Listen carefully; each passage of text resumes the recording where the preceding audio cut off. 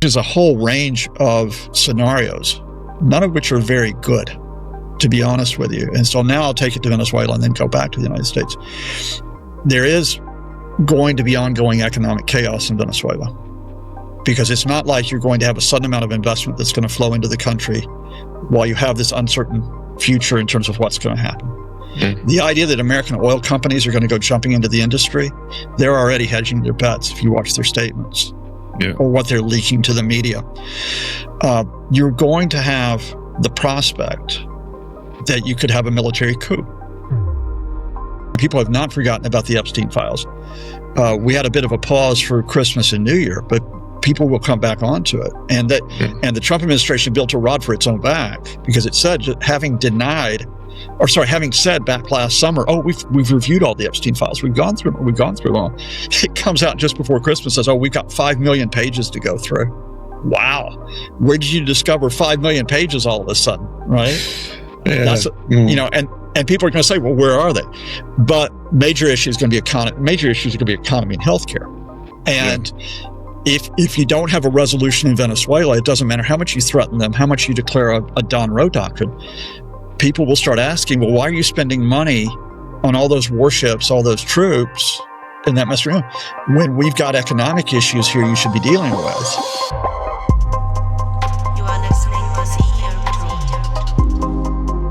My guest is Professor Scott Lucas, a highly experienced and globally renowned expert in American politics, US and British foreign policy, and a wide range of international affairs, with specific focus on the Middle East, Iran, Europe, and Asia. He also has expertise in the new media, intelligence services, and propaganda. Scott is a frequent and leading political analyst on major international media outlets, including Times Radio, BBC, CNN, Sky News, Al Jazeera English, France 24, and many others. He has also been an active journalist since 1979 and is the founder and editor-in-chief of EA Worldview, a prominent news site that provides daily news and analysis of global affairs.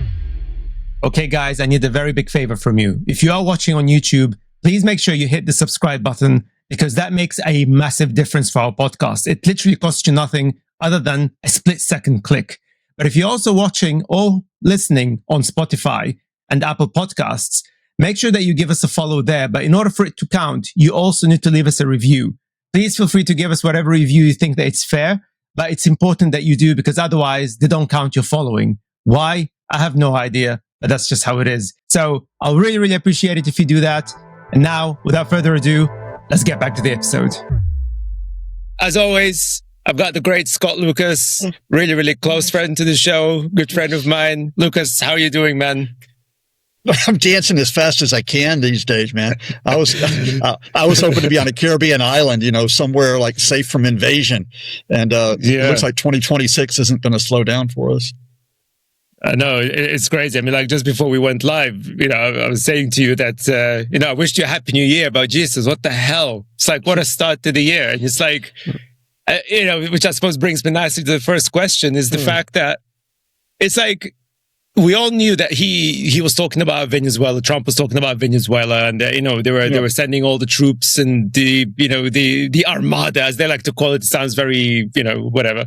But they've been preparing this for weeks, months already. So effectively, we expected this to happen, and yet somehow it took everybody completely off guard.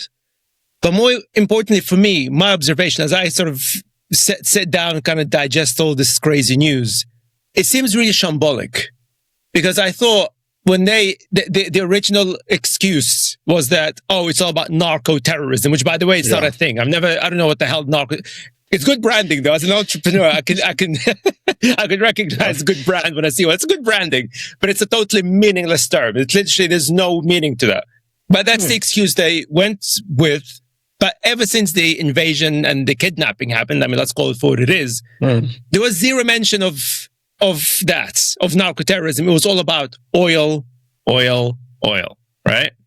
Yeah. But nonetheless, it seems shambolic to me. It's like, I don't know what's going on. I mean, what do you see from your end? Yeah. So let me just walk through it. I just start personally, like Saturday morning, it's like, okay, we had a great New Year's Eve celebration, New Year's Day, nice and smooth. And it's like, okay, here we go. 2nd of January 3rd of January. 3rd of January on Saturday, going to go off for a great community run, and then we're going to have a quiet day. Wife and I are just going to chill out.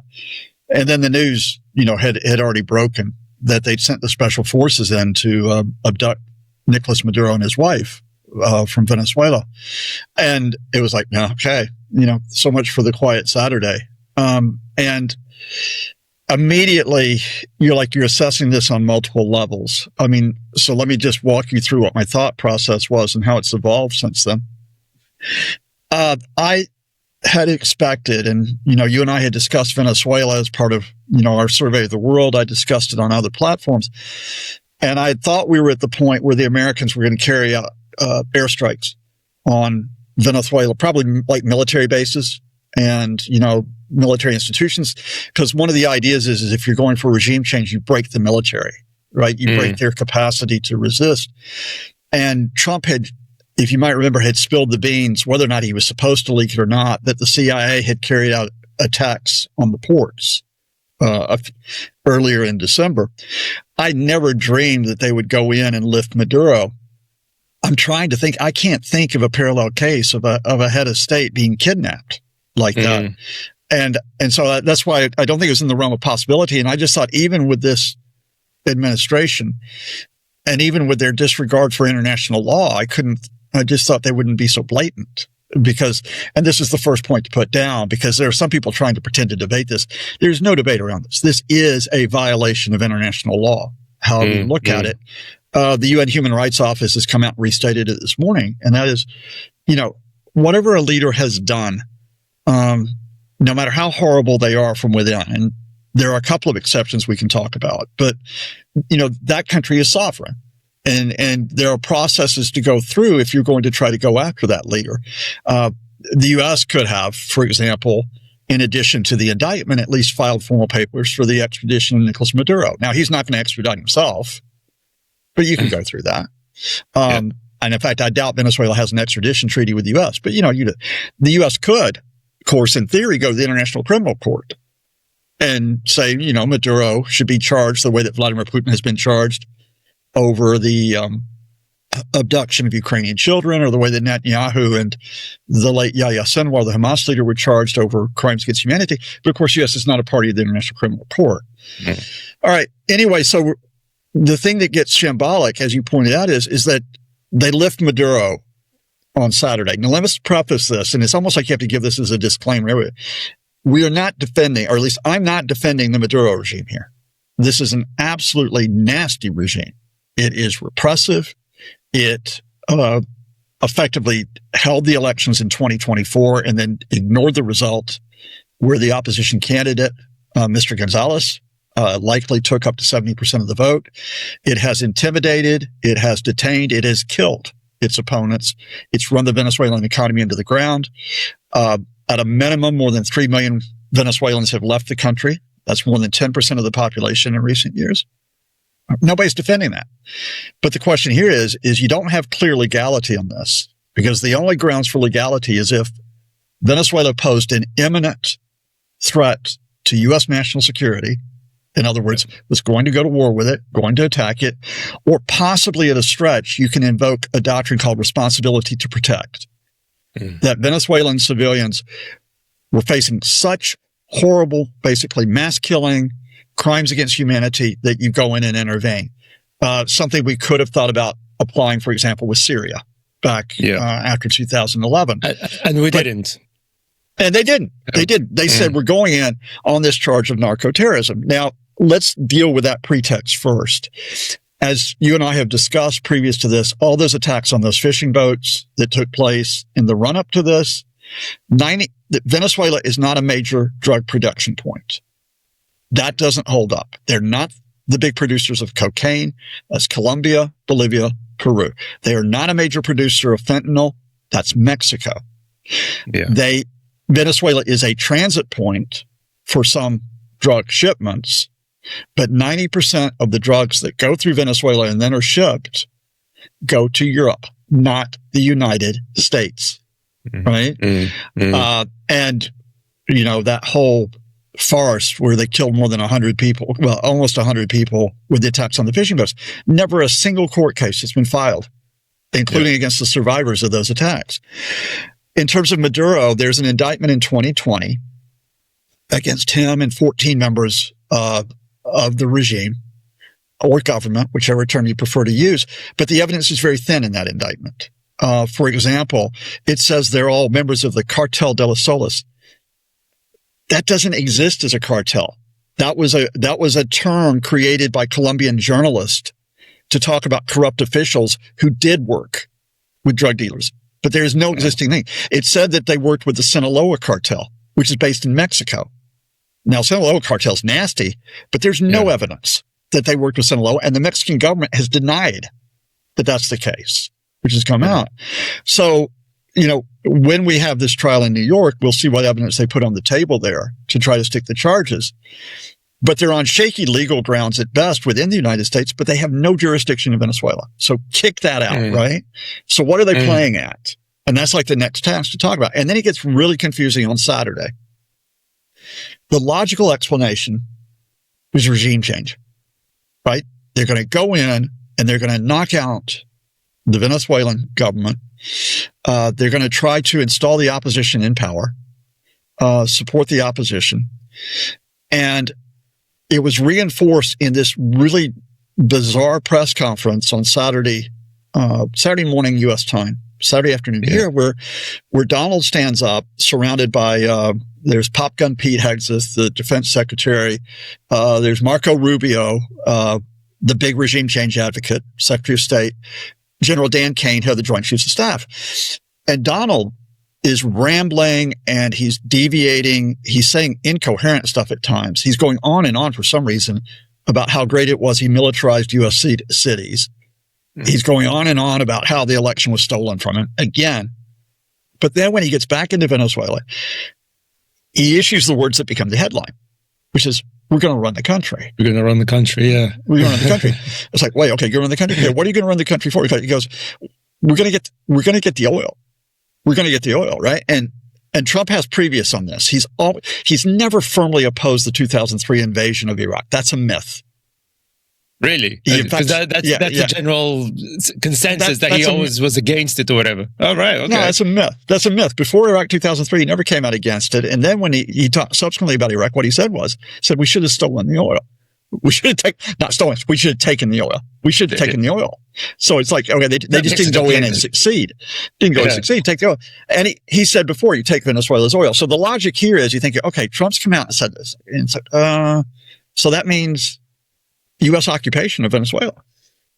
And when he's asked about boots on the ground, he says, well, what's wrong with boots on the ground? Right, a complete change. Again, a reminder to everybody out there, this is the guy who in 2024, and all the people around him are talking about how no foreign interventions, no endless wars, no U.S. troops positioned abroad. We're not going to have any of that. And here he is saying, oh, well, we could go in. Now, the rest of that press conference is probably notable for the fact that Trump is not well. And I am going to put this in here as a point because the U.S. media softballed this afterwards. That speech he actually gave, he's slurring his words. He was all over the place. And it's really striking. When Dan Kane is giving this boy's own story about this glorious operation to lift Maduro with only minor U.S. casualties, ignore the fact that more than 40 people, 32 of them Cuban forces, by the way, got killed. Then Trump's falling asleep while Kane is speaking, which he's done on several occasions in several other meetings. So Trump's not doing well, but he's put down this marker, which might be U.S. occupation. The reason why I lay this out to you and to the viewers out there, because I'm trying to work through it, and then on Sunday, I recalibrated this, and I want to put a hat tip out to a really good scholar because he's out there on LinkedIn, folks. If you want to look at, and he's got a Substack named Robert P. Former student of mine. I didn't ruin him too much. He survived that experience. Really good academic. And Robert went on to Substack and said, well, no, this is not regime change. This is regime coercion. And, they're going to try to make the Venezuelan government do Trump's bidding and the Trump administration's bidding. And he was spot on because what you saw on Sunday, and Marco Rubio did the political talk shows. It's always a big set piece in the United States. You know, each of the major networks has it. And he's going from one to another. And one of the obvious things here is that although Maduro has been kidnapped, the vice president is still there. She's now acting president. This is Delcy Rodriguez. The very powerful defense secretary, General Vladimir Padrino, is still there. The interior secretary, Mr. Cabello, is still there. Foreign secretary is still there. So the key members of the regime. So it's the same government, basically. They're still there. And again, and if you talk again, so they're still there. And again, I did a really, really good two-handed interview on Dublin News Talk yesterday on the Pat Kenny show. And Victor Amaya, really good journalist to follow, who's in Caracas. He's giving a report from Caracas, and he's saying, look, and you've highlighted the fact that those pictures of celebrations of Maduro's fall have been very carefully cherry-picked.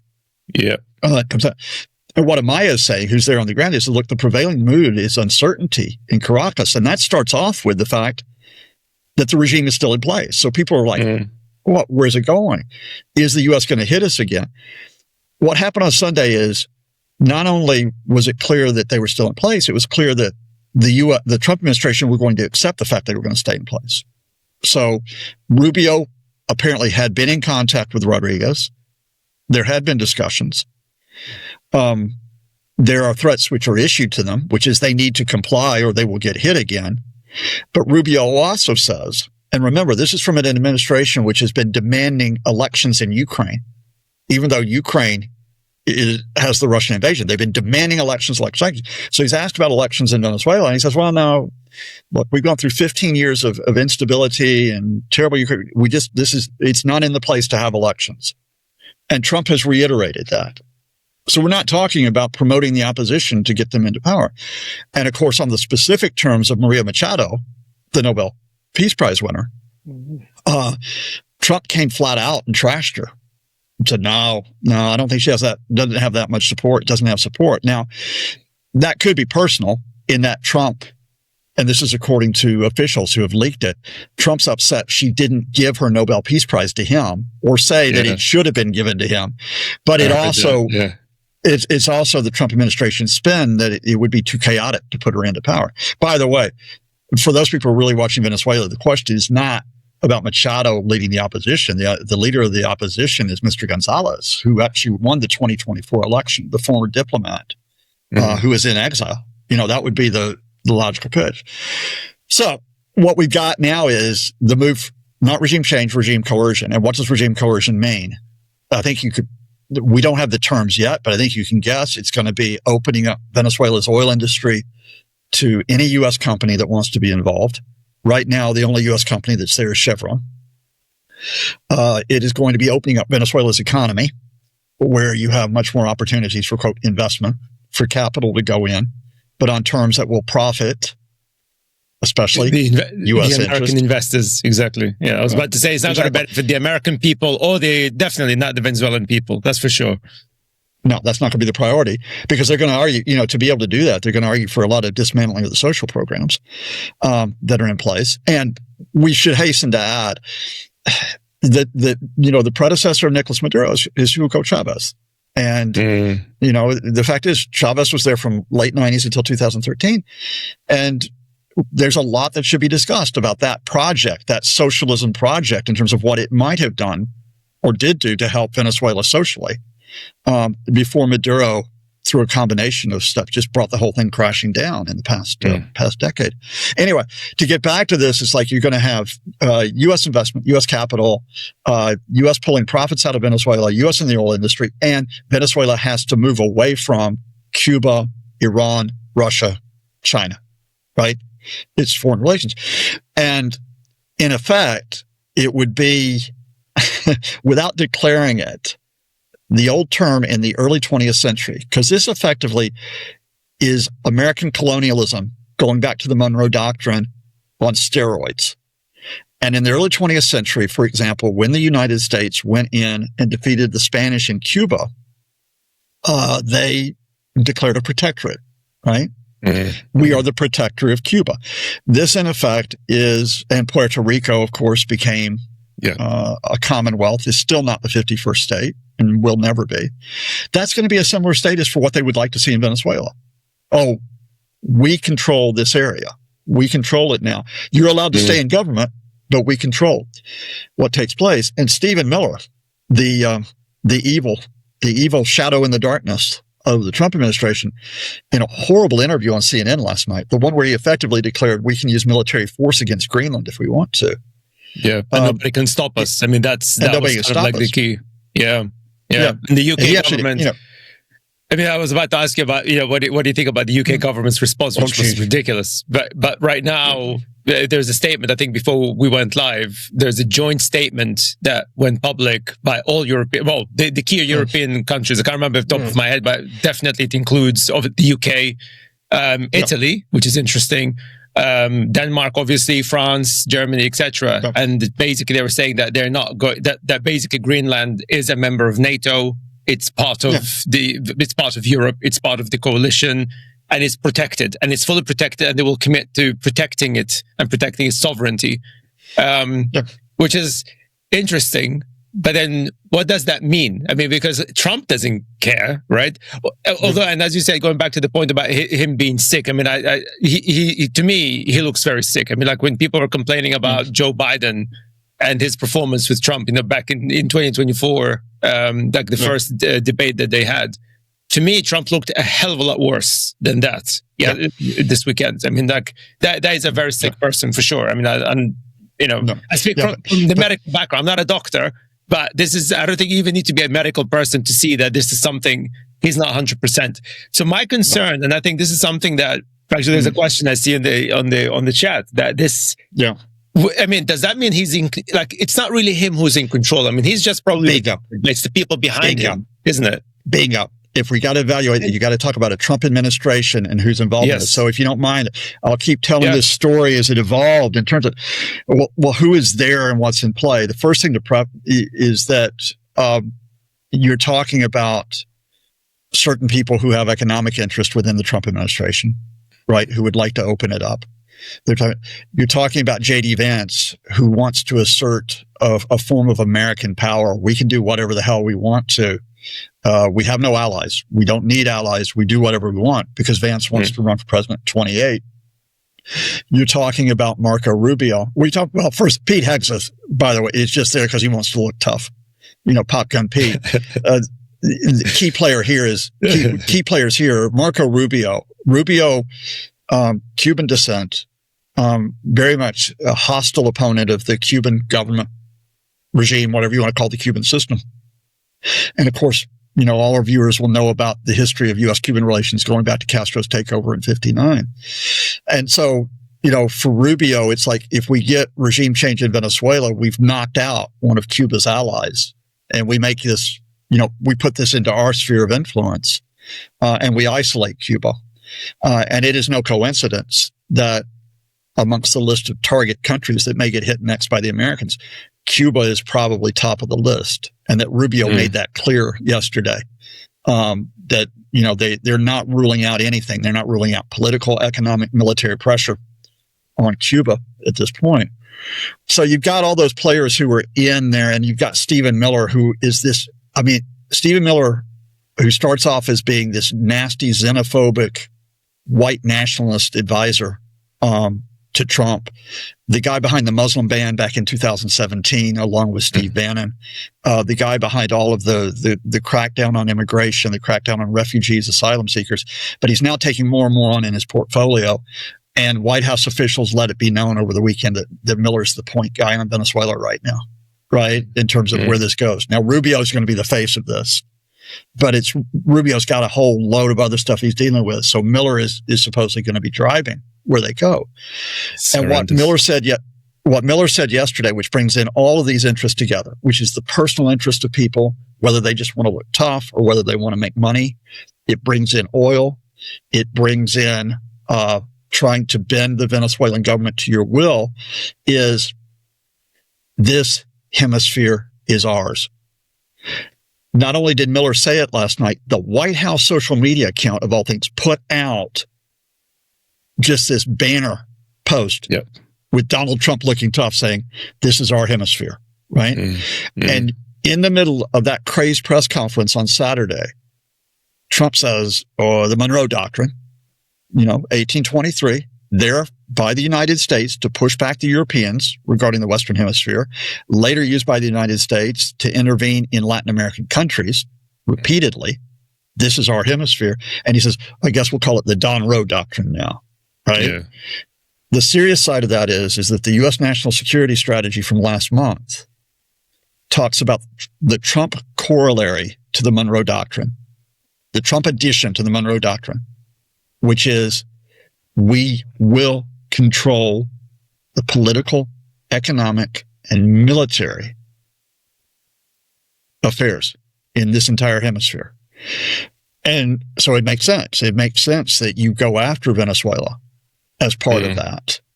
In a way, there are specific reasons for going after Venezuela and specific reasons for going after Maduro. The U.S. and Chavez, Maduro have had hostile relations for 3 decades, but you also use Venezuela as an example. And there is an eerie echo here, which actually I haven't made in other interviews so far, so I'll try it out and give yours here. There's an eerie echo here of what happened in 2003. The invasion of Iraq in 2003 was not because of 9/11. I can walk you through why it wasn't because of 9/11, but you know the lines, which is that most of the attackers in 9/11 came from elsewhere. In fact, all of them did. It was not about liberating the Iraqi people from Saddam. That was not the primary motive. It was tacked on towards the end, just before the invasion.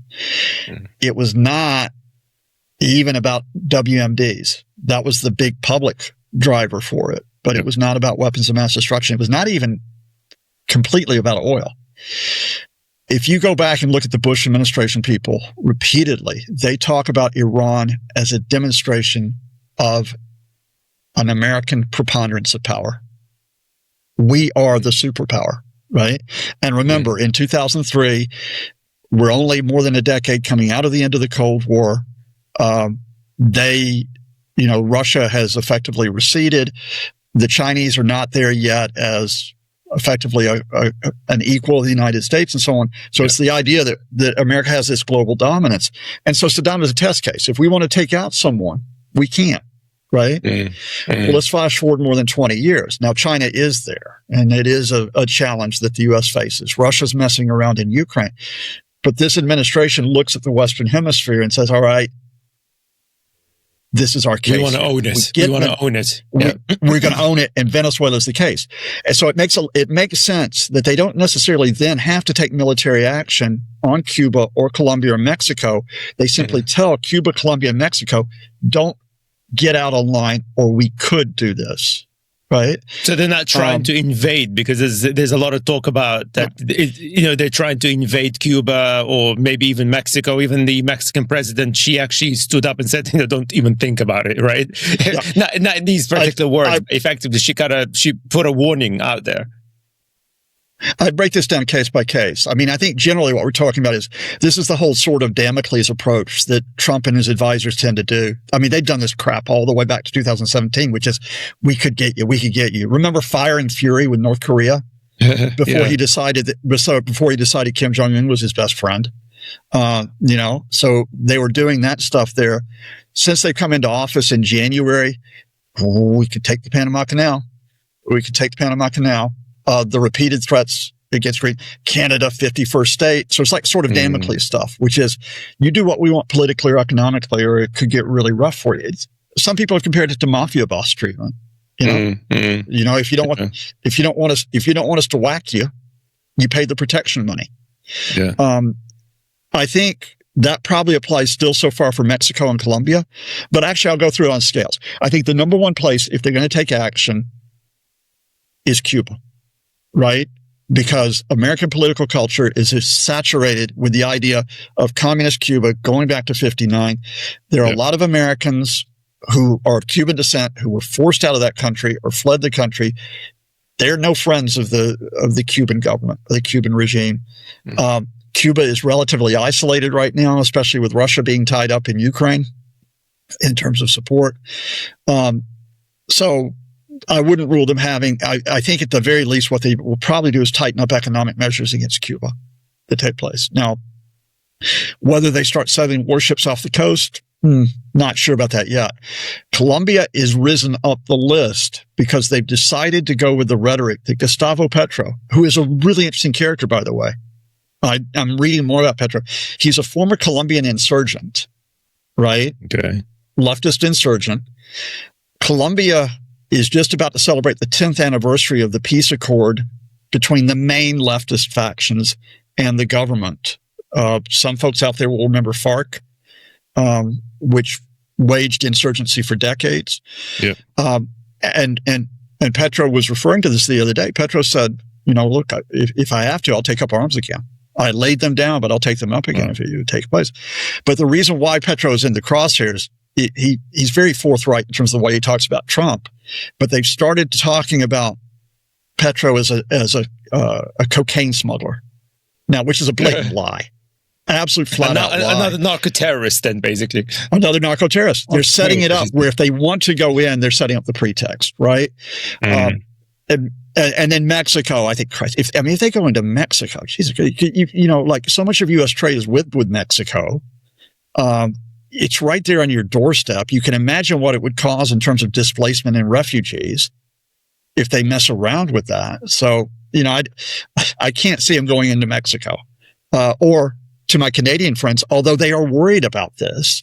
Yeah. I can't see them going in and kidnapping Prime Minister Mark Carney in the near future.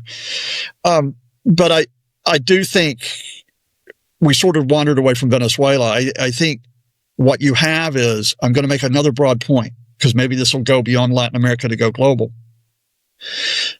I think the starting point to realize is that for this administration, there is no post-1945 system of international order. You've alluded to that. It's gone. They don't believe in it. They don't abide by it. The system of alliances, at least for Trump and key advisors, they don't care about them. And Vance definitely doesn't care about it, right? The system of international organizations and working with them, don't care. Just think about this. Not just the United Nations. They've come out of the World Health Organization. They've come out of environmental organizations. They've come out of international treaties. International system doesn't apply. Regional organizations don't really care. The U.S. military will make sure the Americans still stay in NATO. They're not going to bail out of NATO. And there's still, I would say someone like Rubio would still support the U.S. being in NATO. I think his focus is Western Hemisphere dominance. But for some Trump administration officials, don't care about NATO. And they definitely were seeking to break up the European Union, which we saw.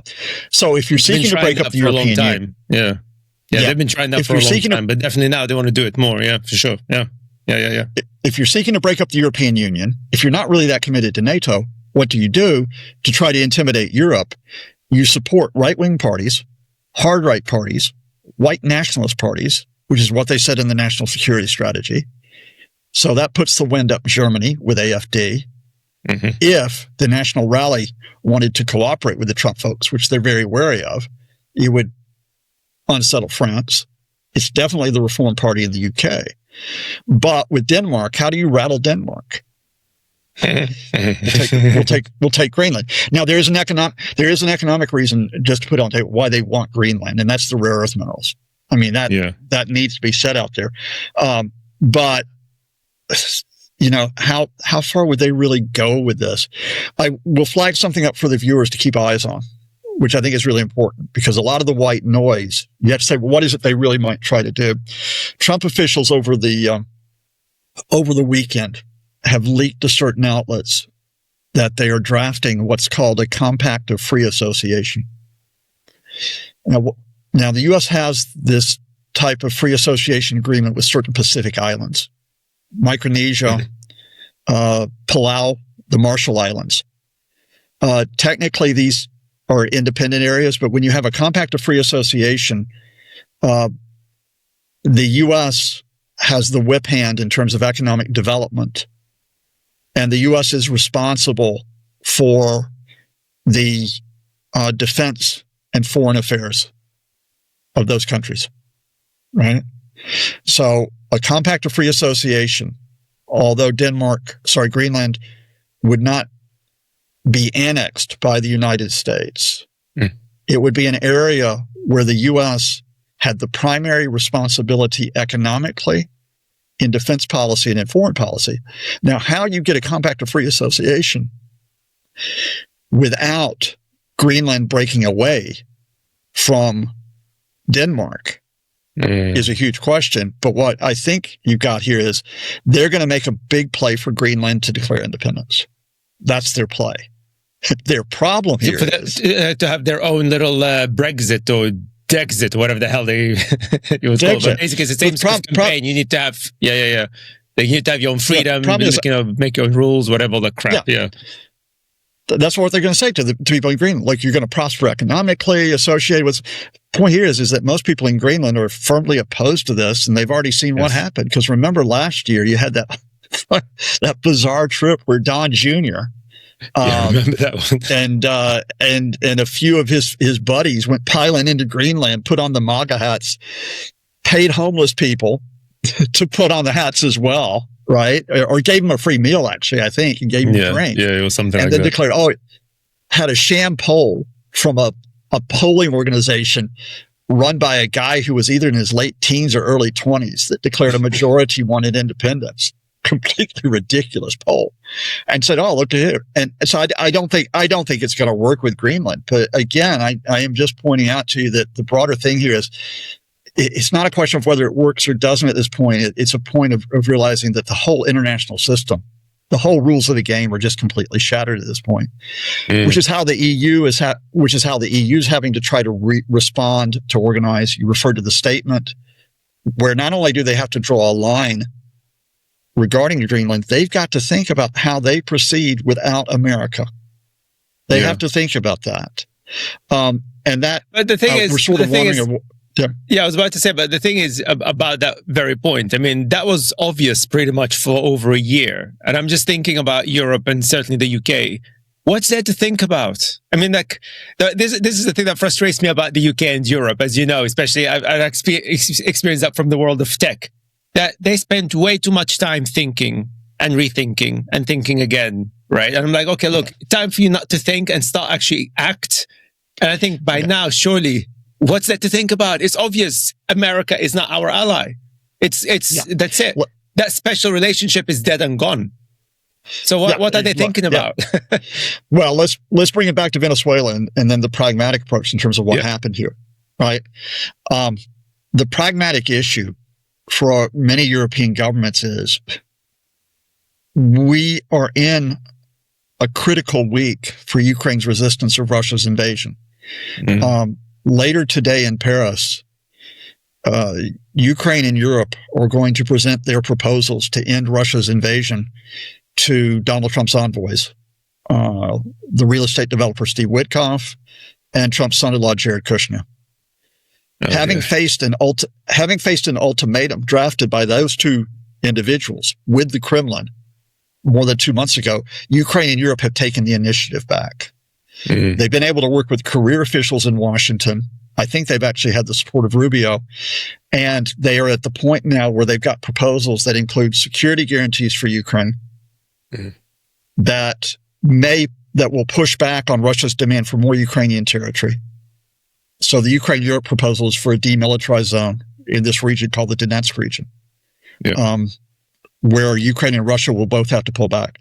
A plan for Ukraine's reconstruction, which is not based on giving 50% of the profits to the U.S. and control of the Zaporizhzhia nuclear power plant, right? Those are the outstanding points to be dealt with the Americans. Beyond that, they have been able to maneuver the Trump administration despite Trump's chaos, unpredictability, affinity for Putin, despite people like Witkoff. They have been able to get the restoration of U.S. intelligence sharing, including for Ukrainian attacks inside Russia.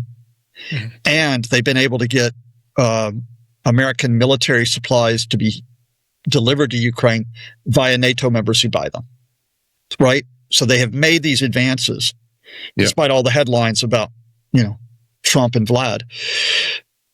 They want to try to seal the deal with the Trump envoys today in Paris, or at least make a move towards it. Now, if you come out studs up and say Trump is an absolutely terrible person with what he's done with the kidnapping of Nicolas Maduro, this is absolutely a violation of international law, et cetera, and all of that, you risk losing that. That's the pragmatic approach. And I could see that in particular in the statement of the European Union foreign policy head, Kaja Kallas, which is very cautious. Macron, French President Macron's statement was quite cautious as well. You could see the maneuvers there. Yeah. The full and forthright statement that actually came out was from the Spanish, but you would expect this for historical reasons. The Spanish linked up with Mexico, Chile, Colombia. I think Panama may have been involved in the declaration as well, and said, no, just flat out, this is wrong, and this is a violation of Venezuela's sovereignty. What frustrated me about the UK was the weasel words, right? Okay, you're not going to come out and go studs up on Trump, but the head of the UK government is a lawyer. He's a lawyer. Keir Starmer is a lawyer, right? He comes out and he says, oh, I don't know. We're going to have to gather all the facts. We've got to look at everything that's happening. What facts do you need, right? What facts do you need to make the declaration here? And it's like, no, I think there was a way that they could have come out and said, look, there are issues here regarding, what Maduro is alleged to have done, but we also need to recognize we're operating under a system of international law where sovereignty needed to be respected. You did not need to make a direct criticism of Trump or direct it, but you needed to refer to the need, make a statement to uphold international law. Because if you don't make that statement, you're allowing the international system to crumble because the precedent has been set, which is that, and we're not just talking about Trump. You'll hear these analogies, but they are very much true. China can go in, lift the president of Taiwan, say, sorry, but if you have spoken out about independence, that violates the one China law. We're going to try you on that. Vladimir Putin, having failed to kill Volodymyr Zelensky, if he ever kills Zelensky or captures him, will say, this is being done because he broke Russian law, right? And that's what's going to happen. And hypothetically, it ain't going to happen. But, if someone wanted to walk in because... The arguments are being vindicated. And even I saw another thing, which is slightly different, but is related in the sense, for example, how you see countries like North Korea now have been vindicated where they say, you know what, we need our nuclear warheads to protect ourselves from the United States. And actually, North Korea were running few tests soon after the invasion. So basically all the arguments that America for decades been arguing against and say, no, this is just excuses, like you want to invade Taiwan or you want to have nuclear warheads and you're using us as an excuse. Well, they've been vindicated now. It's not an excuse anymore. It's reality, isn't it? No, it's absolute reality. Yeah. And I will say one thing, because again, just for years, there have been people that have drawn parallels here, and which is, look, this is when the Americans went and took out Osama bin Laden. And I still have question marks about the way they dealt with bin Laden, the way they handled it. But the fundamental here is Osama bin Laden was not a head of a state. Yep. He was not a question of Pakistani sovereignty, first and foremost. And because you had an act, the terrorist act which what happened with 9/11. So you've got that. In terms of Gaddafi and Libya, Gaddafi was taken out by his own people, right? The United States did not kidnap Gaddafi. Again, we can debate a lot about what led up to the killing of Gaddafi and so on, and whether or not Western operations, NATO operations should have gone so far. But the case of kidnapping Maduro there's no analogy for it. There's no analogy those cases under the Obama administration. And you're absolutely right that the combination of this with the other challenges to international law is what's so striking here. It is a return. It's a return to the 19th century internationalism in many ways, when you had great powers who were going around and declaring that they had particular spheres of influence. And whatever they wanted to do in their spheres of influence, nobody could touch them. And the reminder is, why did we move away from that idea of spheres of influence and all that, because we went through 2 world wars. Yeah. Right? That's why we moved away from it. And now this system is at the point of, I wouldn't say collapse, because again, although we tend to focus on the United States, what's going to be incumbent in the weeks and months to come is that other countries have a responsibility to uphold the international system. Yes. Right? Despite what the Americans are doing. And the interesting thing is, successful. Well, that's a great point, because I saw a quote today, which I didn't know. It was from Margaret Thatcher, of all people. Not that I'm a fan. However, No. You got to give credit where credit is due. And not to mention the same people that support Trump and supporting this whole thing, they see Thatcher as their goddess, right? She's like their, the creme de la creme of conservatism, etc. Yeah. Well, the quote says, because I've written it down as to prepare for this, if we are not going to live by a system of international law, we are going to live by international anarchy. Which is like, yeah. And I think she said this in the 80s. So to me, I'm thinking to myself, our prime minister could have said something similar, not attacking anybody or anything. Right? Yep. She is absolutely correct, or she was absolutely correct. This is like 100% what's going to happen right now, that we're going to have an international system of anarchy, unless the international community grows a spine of some kind, any kind, and say, you know what, let's just, maybe not in an aggressive way, but they need to kind of figure out a way to deal with this, because going back to the point that I made, because this is not Trump. Okay, Trump is the icon, is the puppet, the figurehead, whatever it is. But it is quite obvious, as you highlighted as well, that there are loads of players behind the scenes that seem to be, they're trying to pull the strings. They're a bit chaotic. Maybe they're not clever enough to do it, or maybe they have their own arguments. You mentioned Rubio. Rubio has his own interest in South America. He's pro-NATO. He's always been pro-NATO. And then you have somebody like Stephen Miller. There's already friction in there. So I guess the question for you from the point of view of the regular people, and I alluded to that in our last conversation about Epstein, because effectively, you've got somebody like Thatcher. They believe in Thatcher. She said, obviously they wouldn't know about this. That's why I'm sharing it. Hopefully some people will hear it. But effectively they're going against their own ideology. The campaign in 2024 was all about revealing the secrets and the conspiracy behind Epstein. And now they're covering up, pissing off a lot of MAGA supporters. They, as you said, also you alluded to that earlier. They said that they do not want to be involved in international law, wars rather. It's America first, yada yada. Now they're doing the exact opposite, so they're pissing off more MAGA Republicans. So my question is, at some point, when are we going to see the MAGA movement, as from the grassroots, the people that voted for them, to finally saying, you know what, this is all bullshit. Time for us to change. Time for us to do something. Yeah.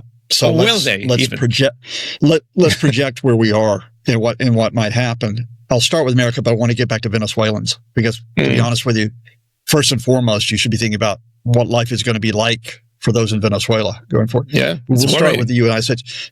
The initial poll, which has come out, for what it's worth, the initial polling, you've got a 3-way split. You have a third of Americans who support the action. You have a third who oppose the kidnapping of Maduro, and you have a third who did not want to express an opinion or simply don't know. Okay. Now, what is striking about that is that in most cases, when a country goes to war or carries out an act of war, which is what this is, you usually have a large majority of support for that action. That would have been the case in 2003. That in the run-up to 2003, there was a big split about whether or not the U.S. should invade Iraq. But when it happened in March 2003, it swung heavily in favor of doing it, right? Because you get behind your guys, get behind your people. That hasn't happened this time. And I think that was that split would have been reinforced by the uncertainty of the Trump administration in terms of what exactly they're doing and where they're heading next in terms of what takes place. It was quite clear, and the media did call Trump out on this, because it was easy to call him out and to ask the advisors about, well, you've gone back on what you pledged in 2024. Yep. So And again, I do think that is a reason why they made the very quick shift to regime coercion. I don't think initially they were going to go that way, and I think they've shifted because they realized if they start to commit to an occupation or putting American troops in, it's a no-go domestically. Now, that leads us into a zone of uncertainty of, well, what does it mean in terms of as they try to pursue regime coercion? Because, of course, the Venezuelan government could say, no, we're not going to do that. Attack us again. We're not going to do that. And it ranges a whole range of scenarios, none of which are very good, to be honest with you. And so now I'll take it to Venezuela and then go back to the United States. There is going to be ongoing economic chaos in Venezuela because it's not like you're going to have a sudden amount of investment that's going to flow into the country while you have this uncertain future in terms of what's going to happen. The idea that American oil companies are going to go jumping into the industry, they're already hedging their bets if you watch their statements or what they're leaking to the media. You're going to have the prospect that you could have a military coup in Venezuela. Because if the military looks and says, look, Maduro ran the country into the ground. Maduro brought this on us by what he did. The Americans attacked us. Rodriguez is Maduro's protege. Military takes power. I wouldn't rule that. And, if you do Latin American history, military coups are not rare. They are there throughout history. There is the possibility that you wind up having a great deal of conflict and possibly even a civil war within Venezuela. Because if you've got different factions, some who support the government, some who oppose it, you have this uncertain situation that takes place. What happens if they take up arms? There was a statement, and that's not just within Venezuela. There was a statement by a Colombian rebel group that still is opposed to the government in Colombia, because Colombia is right there on the border with Venezuela. And they came out strongly in terms of denouncing the American action, but also indicated, you know what, we could intervene in this. So what happens if you get Colombian rebels who go in terms of scrap to get involved here? So that's why I refer everybody back to Victor Amayo's report from Caracas. When you're talking that's precisely where Venezuelans are looking at. They don't know which way this is going to go on top of all the hardship that they've had to suffer in recent years. And all the talk about whether or not Maria Machado will come in, right, doesn't remove that uncertainty. And certainly none of the statements by, with the American threats, if you don't comply with us, we could hit you again, that doesn't remove the uncertainty. The thing about that is, if you reflect back into the United States, is that the longer that this goes on and the longer that you have that uncertainty, if you don't have a clear administration line, it will erode their support. Because what happens is that this issue will interact with others. I don't think the timing of this was to completely distract from Epstein, because I think the Epstein files are still going to be, they're still going to be a running story. I mean, they're still going to be a running story. People have not forgotten about the Epstein files. We had a bit of a pause for Christmas and New Year, but people will come back onto it. And and the Trump administration built a rod for its own back, because it said, having said back last summer, we've reviewed all the Epstein files. We've gone through them all. It comes out just before Christmas, says, we've got 5 million pages to go through. Wow. Where did you discover 5 million pages all of a sudden? Right. That's, and people are going to say, well, where are they? But major issues are going to be economy and healthcare. And if you don't have a resolution in Venezuela, it doesn't matter how much you threaten them, how much you declare a Don Roe doctrine. People will start asking, well, why are you spending money on all those warships, all those troops, and that mess around, when we've got economic issues here you should be dealing with? And when we've got issues of healthcare that you should be dealing with. And that's precisely, if you watch the Democrats, that's precisely the line that they're taking. They're being very careful in terms of, they're not invoking international law. They're not invoking that. Because the United States is not a member of the International Criminal Court. What they're saying here is that this is absolutely irresponsible to go in to Venezuela when there are issues at home. Yes. That the administration should be dealing with.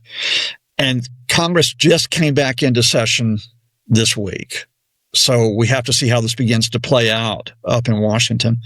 I'll be there at the start of next month for a couple of days, and it's going to be fascinating to try to gather intelligence from there.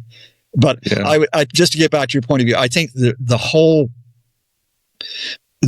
framework, the whole media framework of Donald Trump's base, right, is no longer something you can go with. That the effect of the economy and of Epstein and of this is going to raise uncertainty. Now, I will say, having said that what is striking is, to this point, apart from the usual Republican suspects who oppose Trump, Marjorie Taylor Greene and Thomas Massie in the House, Rand Paul in the Senate, there are very few Republicans who've come out to challenge Trump over the kidnapping of Maduro, either directly or indirectly. Most of them are staying quiet. Now, that's what's interesting, because especially with the Senate, if they're staying quiet, they're watching to see which way this breaks. On the Sunday talk shows this weekend, I think there was one senator. I think, was there one senator? I can't remember. I think Senator Comer came out. But the big Trump defender, and Tom Cotton from Arkansas, he was the big defender of Trump, and Representative Jim Jordan. But a lot of the Republicans just simply are hanging back.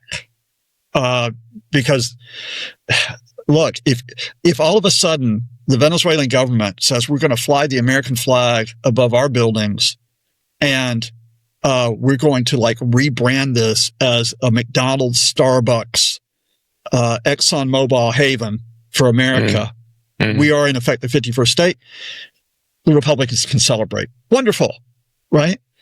But if Venezuela goes into more turmoil, more instability, and more uncertainty, they've hoisted themselves with that petard of trying to get away from that uncertainty, which was what happened in Iraq, what happened in Afghanistan. Yeah. And now they've done it closer to home, right?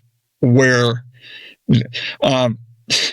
here's one more thing just before I'd probably talk your ear off, but just to say, keep an eye on this. This is how bizarre this has all gotten. The Trump administration, in the run-up to this kidnapping of Maduro, has been chucking Venezuelans out of the country, out of the U.S. I was about to ask you about that. Like, surely if things go wrong, they'll have a massive flood of refugees, right, from Venezuela. So, what would Stephen Miller say about that? I wonder. Well, see, that's going to be really interesting. I think that's what if it all goes wrong. I think their play is only going to be that there are still these nasty elements in Venezuela, the drug dealers and the communists and the extremists who continue to. But how long can you keep running that enemy rhetoric, right? And I will say one thing. It was when those scenes of people celebrating came out, and there were some Venezuelans who celebrated this. I mean, a lot of people did not like Maduro. Majority of the country did not vote for Maduro last year, or 24. But I was reminded of the fact that when the Taliban fell in November of 2001, I happened to be in hospital at the time with a broken shoulder, and I'm watching this thing on TV, and all the American networks are coming out with, here are Afghans who are celebrating, right? And and then in the days that follow, they said, this is great. Afghans can get satellite TV now, and Afghans can get, women can wear makeup again. And it's like, well, those are good things. That's absolutely fine. That doesn't mean you have a stable country. And when Saddam fell in Iraq in April 2003, there were scenes of Iraqis celebrating it. Same thing happens. So, this question of calling out the Trump folks on what they're doing has a wide issue of what it means for international law, for the international system, what it means for threats with other countries. But I will return to this as we close, and that is the immediate issue is, what does it mean for Venezuelans, right? In terms of their future and what has happened here. They wanted a better future. A lot of them did not want Maduro there. It raises that conundrum of how you could have gotten rid of Maduro. And the fact here is that by getting rid of Maduro in this way, have you actually helped those people? Have you really? And was that your primary concern in the first place? So that kind of brings us towards the end, with sort of the final question. So what do you think, or do you see any kind of data suggesting in terms of what is the direction of play in Venezuela now? At this point, we've got to wait. What the regime or government, or however you want to call it, what they're going to do is they're going to try to buy time, right? They're going to try to buy time. They cannot completely embrace a U.S. takeover of the country because there are Venezuelans who support them, and Venezuelans who support them will not want an American takeover of the country. Some Venezuelans who oppose the government will not want a U.S. takeover of the country. So they can't go that way. On the other hand, they cannot be completely antagonistic towards Trump, or else they risk further American strikes. And I suspect those strikes would be on military bases, airstrikes on military bases. Because remember, those warships are still off the coast. Yes. Right, which are there. So they play for time. The Trump people continue to play with public messages of how we're the ones who are in charge here without having a clear idea of what they do next. And this is why it is so dangerous. They do not have an easy play here in terms of what happens. And so because they don't have an easy play with Venezuela, the option that they may reach for is we'll start putting pressure on another country. We'll start making that the story that takes place. That's why I would keep eyes on Cuba that takes place. In terms of international community, what is happening as we're having to deal with multiple crises, including the crises in the Middle East, which we haven't even talked about today. Yeah, people have forgotten about it, it seems, No, including the crisis of Russia's invasion of Ukraine, is that the international community has to find a way of, possibly not through public statements, but through more cautious behind-the-scenes diplomacy, trying to hold the system together, right? And that's going to mean that what we will not see in the headlines is the messages going between various countries with the Americans, which is hold your fire. Don't be going in to destabilize Venezuela. The one group that has not gotten enough airplay here, and I think it's actually the key group, and I actually hope that the UK and that the Europeans are maneuvering behind the scenes, are other Latin American countries. So I would say that the key thing to watch here is that some Latin American countries will support the Trump administration on this. Chainsaw guy in Argentina. I was about to say Argentina. Javier Milei. Yeah, Javier Milei will, because look, he just got $20 billion to keep his economy afloat from the Americans. The outgoing Chilean president has condemned the operation, but the incoming Chilean president is a hard right figure who probably will support. Ecuador supported the American action, but there were some key countries that opposed it and did so forthrightly. You know, Colombia, importantly, Brazil. Brazil. Right? And it's like, okay. And as I mentioned earlier, one of the first things that happen is Brazil, Chile, Colombia, Mexico, they get Spain in as well on that joint statement. Right? Will there be other European countries, other countries in other parts of the world that come in to work with those Latin American countries to take place? I mean, it ain't going to happen. But the logical thing that should take place now is a return to the process that we have had in the past, which is diplomatic negotiations involving various Venezuelan groups about a way forward. But those negotiations need to be led by the Latin American countries. They cannot be led by the United States, right? I don't think we're going to get there, though. I think that I was about to ask, is that a possibility? Is that going to happen? No, I don't. No, because the Trump folks don't want that. The Trump folks don't want, that's the whole point. If you're going to dominate the Western Hemisphere, why do you have to negotiate with people? So because of that, we return to the fact is that I think for all of us, it's a point of view of recognizing that one of the key elements of a flawed element, of a flawed international order, but still the one that existed, it is gone. That the participation by the U.S. government at the center of that is gone. So you have to recognize that, but you can't give in to resignation at this point. You can't give in. You still have to defend the rights of people who are affected by this. You still have to defend international law. You still have to defend a notion of justice.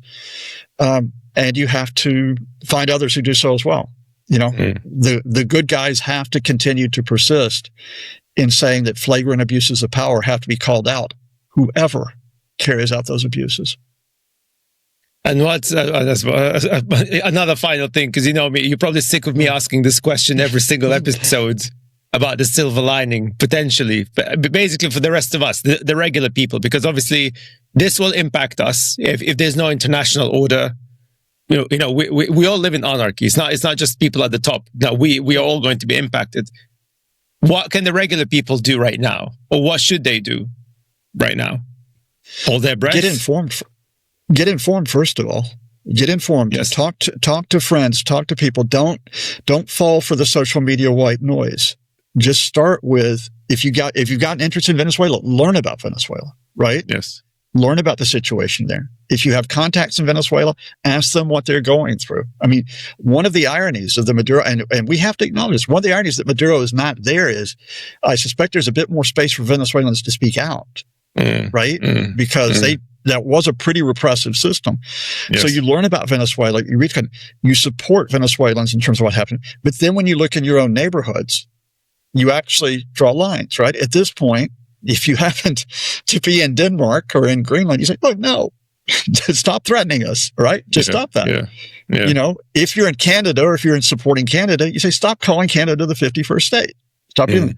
If you are in the EU, and the EU is a flawed organization, we can all have complaints about it and so on, but you defend the EU against. You don't support the far-right movements and neo-Nazis, for example. No, exactly. The far right, and indeed the far left, they flourish in a space where people give in to the white noise, or they give in to their frustration and their resignation that there's no way forward.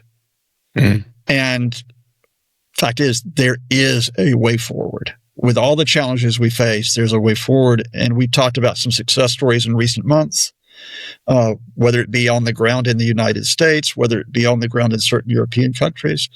And the fundamental of this is that despite all the threats, our national systems still are in place. There's still a UK system, which is very much under threat. And we need to recognize that, because we need to recognize that Trump is promoting the Reform Party and that the Reform Party is trying to eat away at the UK system. Yeah. Okay. Call it out. Call it out responsibly. Don't just simply, you call it out by giving a positive alternative to what that type of politics is. Yeah. And we're all connected. That's what I guess that's why I come back to that fundamental point is just simply get informed. That take place, and don't fall from personal experience, because this happened to me this week. Don't fall for the AI slop, right? Yes, yeah. Don't fall for the disinformation and all the false claims and so on. Kick it to the curb and get yourself some reliable sources you can count on. Which is the reason why we exist on this podcast. Like this morning, I posted about the whole AI slop videos of Venezuelans celebrating or whatever, which is all slop. It's all fake. So you've got to be very, very careful. And yeah, I have to beat up our work in here. So you follow people like myself, but definitely follow people like Professor Scott Lucas, because like I said, we're not making any money out of this, right? Not that, if anything, we are informing, because at the end of the day, we're all going to be impacted. I mean, there's no escaping it. And unless you're a multi-billionaire, you will be impacted one way or another. So please stay informed. Stay connected. And also the thing that you said the last time, Scott, stay persistent. So 100%. We persist. So Scott, again, thank you so much. And everybody who joined us live, thank you very much. And have a great day. Stay safe. Stay sane. Well, my friends, this is it. I hope you enjoyed this conversation. Thank you so much for joining us. Now, before I go away, if you are on YouTube, please make sure that you hit the subscribe button below. It really makes a massive difference for the growth of our channel. And if you're following us on Spotify or Apple Podcasts, you need to give us a star review. Apparently, your following means nothing unless you give us a star review. Don't ask me why, but give us whatever star review that you think is fair. And if you're not following us, what are you doing? Come on, man. It doesn't cost you anything. It really makes a big difference. I really, really appreciate your support. But also, if you've got cash to spare, consider to become a founding member.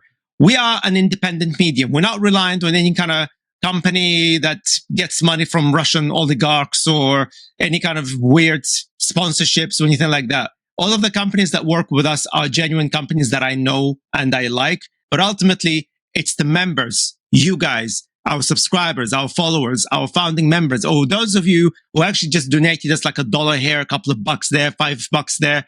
All of that makes a big difference. This is what makes us truly independent. We're not chasing clickbait because we don't want clickbaits. We want facts. We want the truth. We want something that we can all aspire to and something that truly make us at least work harder to make the world a better place. Not just talk about it, but actually make it happen. And of course, it supports all of our campaigns as well. So my friends, thank you so much. Much love. And I'll see you in the next one. Peace.